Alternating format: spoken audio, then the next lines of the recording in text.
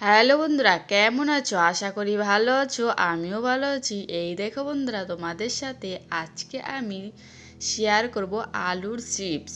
এইভাবে ঘরে তৈরি করলে আর বাজার থেকে আলুর চিপস আর খেতে চাবে না।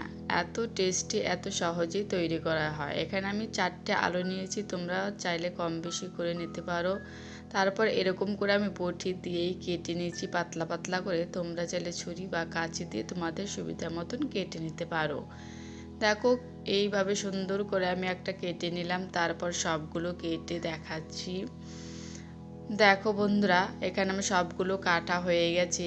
আর কত একটু পাতলা পাতলা করে কেটেছি, তাহলে চিপসটা খেতে ভালো হবে। দেখো কি সুন্দর আমি বটি দিয়ে কেটে নিয়েছি।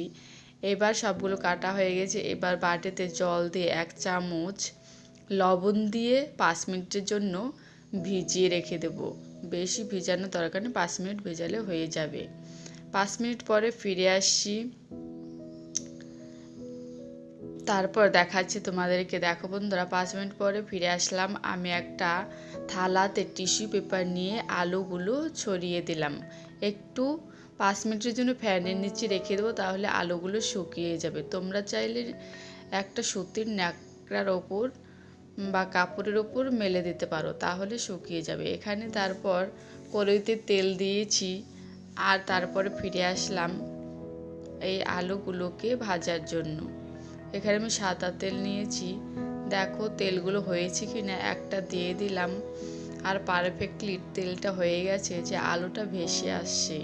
ভেসে থাকলে বুঝতে হবে তেলটা পারফেক্টলি গরম হয়ে গেছে। তারপরে সবগুলো এক মুঠো দিয়ে এরকম করে নাড়াচাড়া করে ভেজে নেব।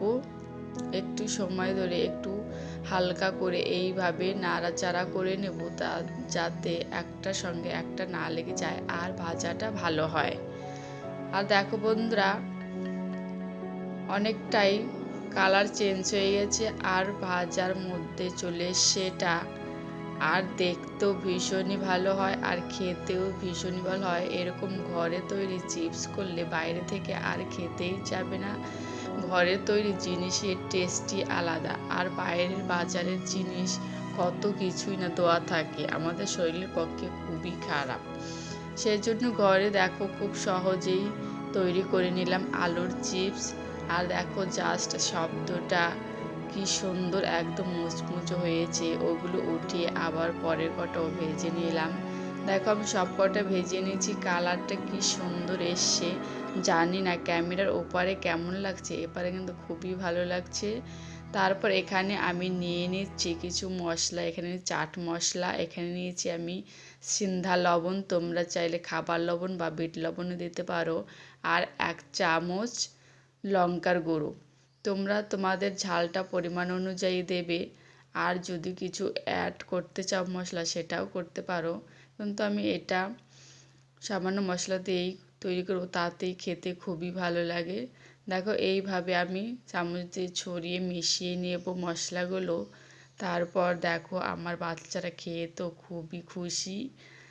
এত খুশি যে ওরা মিনিটের মধ্যেই সব চিপসগুলো শেষ করে দিয়েছে। আর দেখো কি সুন্দর হয়েছে। ভিডিওটা কেমন লাগলো বলবে প্লিজ কমেন্ট করে। এতটাই সফট, এতটাই মুচমুচে হয়েছে, হাতে দিতে দেখো ভেঙে যাচ্ছে। কেমন লাগলো ভিডিওটা বলবে প্লিজ কমেন্ট করে।